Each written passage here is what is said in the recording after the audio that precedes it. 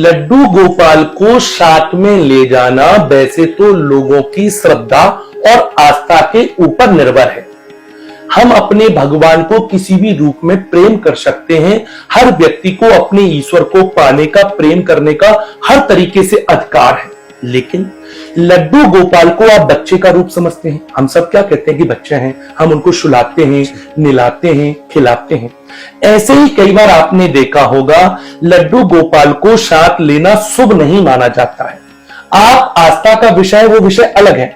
हमारे बड़े बुजुर्ग कहते हैं कुछ चीजें पर्दे की होती हैं। भोजन, भजन।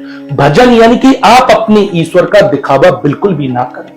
इसमें हम पुण्य करने के चक्कर में, अपने लड्डू गोपाल से प्यार करने के चक्कर में कई बार हम बहुत बड़ी बड़ी गलतियां कर देते हैं।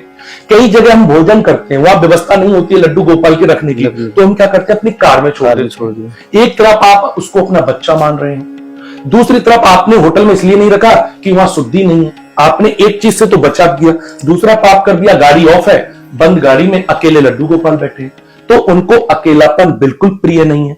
इसके अलावा हमें कई प्रकार की शंकाएं आती हैं, लघु शंका आती है, शौच इत्यादि भी आ जाती है। मानव शरीर है, कोल्ड हो जाता है, कान में खुजली हो जाती है, लोग नाक में भी हाथ धुलने लग जाते हैं, कई बार खाते हुए दांतों में कुछ चला जाता है। आप कितनी बार हाथ धुलेंगे?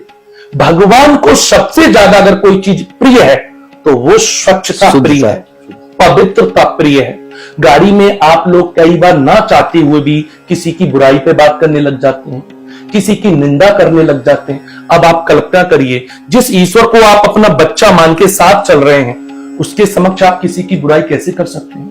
कई बार रोड पे आपके चलते चलते कोई गाड़ी तेज ले गया या कुछ हो गया, आपके मुंह से गलती से गाली निकल जाती है, तो आप पुण्य की जगह पे पाप कर रहे होते हैं। इस मामले को लेकर के हमारे ब्रज के बहुत बड़े बड़े विद्वान भागवत आचार्य मृदुलकांत शास्त्री जी ने भी, हमारे इंद्रेश महाराज जी ने भी, और सबसे पूजनीय ठाकुर जी महाराज जी ने भी इस विषय में भक्तों से निवेदन किया है।